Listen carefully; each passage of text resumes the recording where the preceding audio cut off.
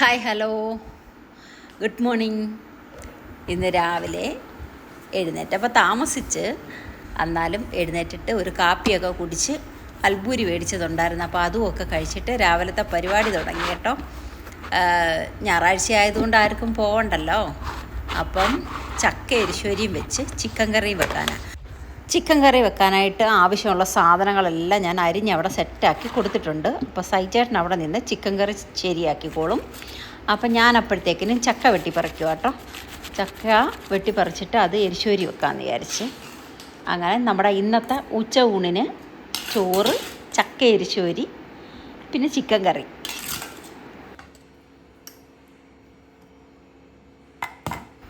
രണ്ട് ദിവസം മുമ്പ് പുത്തൂർ ചേച്ചിയുടെ വീട്ടിൽ പോയിട്ട് വന്നപ്പോൾ 3-4 ചക്ക കൊണ്ടുവന്ന്. ചെറിയ ചക്കയാണ്, എന്നാലും 3-4 ഉണ്ടായിരുന്നു. അപ്പം ഞങ്ങൾ വിചാരിച്ചെന്നാൽ പിന്നെ കുഞ്ഞാമ്മയ്ക്ക് ചക്ക വറുത്തതൊക്കെ വലിയ ഇഷ്ടമാണ് കുഞ്ഞിനെ.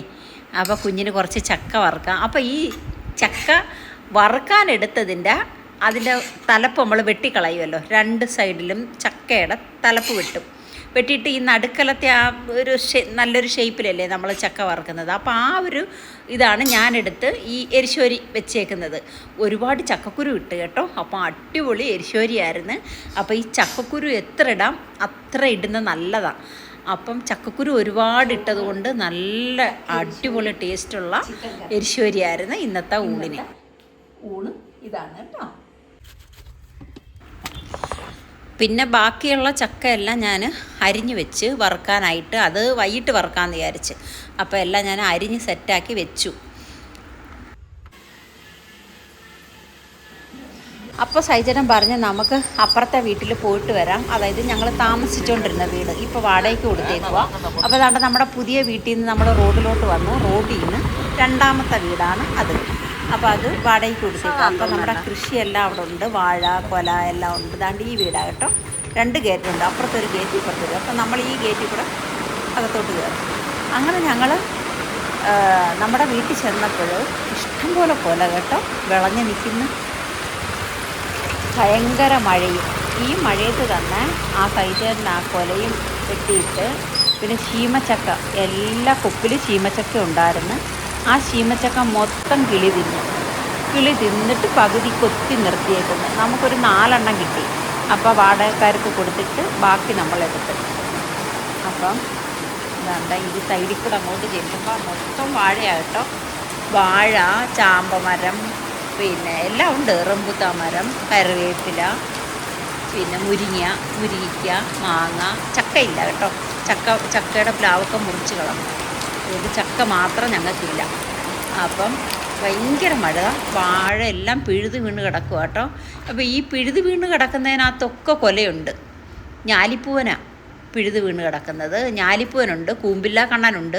അപ്പോൾ അതൊക്കെ പിഴുത് വീണ് കിടക്കുന്ന കൊലയുമായിട്ട്. അപ്പം ഉള്ള കൊല ഞങ്ങൾ വെട്ടി, ഞങ്ങൾക്ക് ഇത്രയും കൊല കിട്ടി. അതെടുക്കാൻ നമ്മൾ പോയി നോക്കിയില്ലായിരുന്നെന്നുണ്ടെങ്കിൽ ഈ കൊലയും കിളി തിന്നേനെയായിരുന്നു. കിളിക്ക് എന്തായാലും നല്ല കഴിക്കാനുണ്ട്. സൈജേട്ടനും ഭയങ്കര സന്തോഷം കേട്ടോ. ആ ചുമന്ന കൊലയുണ്ടല്ലോ, എടുക്കാൻ വയ്യ, അത്ര വെയിറ്റ്. പിന്നെ ആ ഞാലിപ്പൂവൻ കൊലയും വലുതാണ്. പിന്നെ മറ്റേ ആ ഏത്തക്കൊല പോലെ ഇരിക്കുന്ന ആ കൊല 2ഉം ഭയങ്കര വെയിറ്റ്.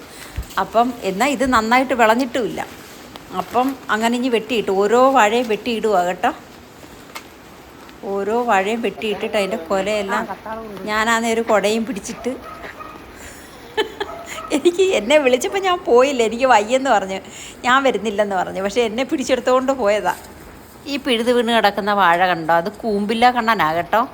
അത് പിഴുത് വീണിട്ടും ആ കൊല മൊത്തം ഇനി കൊലച്ച്.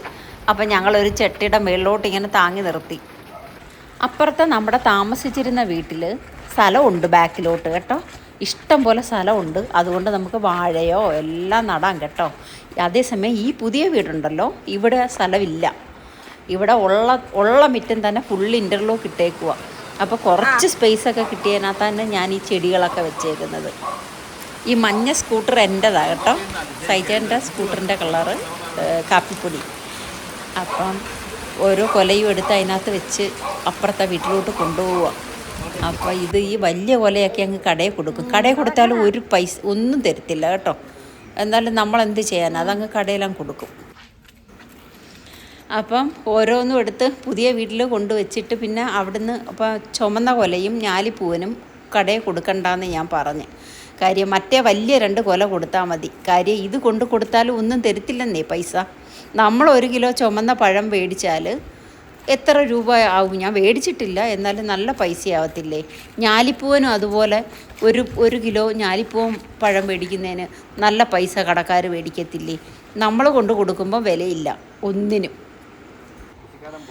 അങ്ങനെ മറ്റേ വലിയ 2 കൊല ഉണ്ടായിരുന്നു, അത് കടയിൽ കൊടുക്കാം. ഇല്ല, ഇനി ഇവിടെ കൊണ്ടുവരത്തില്ലെന്ന് പറയണം.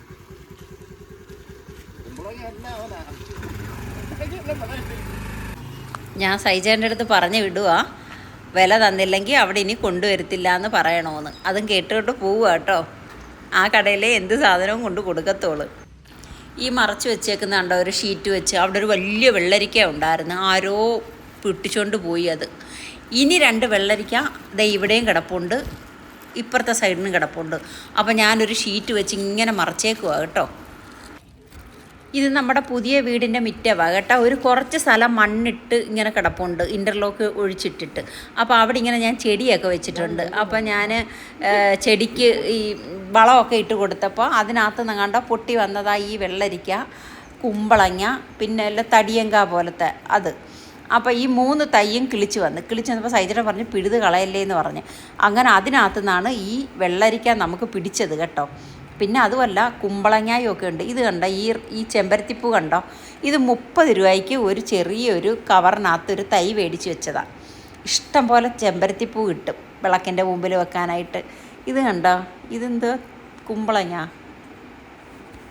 അതും ഇതേപോലെ ഒരു വള്ളി മേപ്പോട്ട് വന്നപ്പോൾ ഞങ്ങളിങ്ങനെ കയറ് കെട്ടി കൊടുത്ത് ഒത്തിരി കുമ്പളങ്ങ പിടിച്ചിട്ടുണ്ട് അതിനകത്ത്. അങ്ങനെ ഇന്നത്തെ പരിപാടിയൊക്കെ കഴിഞ്ഞപ്പോൾ സൈജന നാരങ്ങ വെള്ളം പിഴിയുക കേട്ടോ. നാരങ്ങ വെള്ളമൊക്കെ കുടിക്കാൻ കുഴഞ്ഞു പോയെന്ന് പറയുന്നത്. അതിന് ശേഷം ഈ ചക്ക അരിഞ്ഞു വെച്ചേക്കുന്നത് നമുക്ക് വറുക്കണ്ടേ. അങ്ങനെ അടുത്ത പരിപാടി തുടങ്ങി ചക്ക വറുക്കാനായിട്ട്.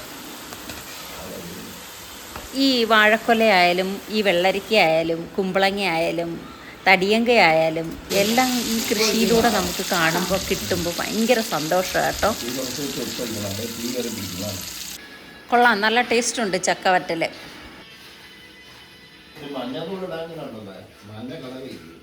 അപ്പോൾ ഇന്നത്തെ വിശേഷം ഇത്രയേ ഉള്ളൂ. എല്ലാവരും ഒന്ന് സബ്സ്ക്രൈബ് ചെയ്തേക്കണേ. ബൈ, അടുത്ത വീഡിയോ.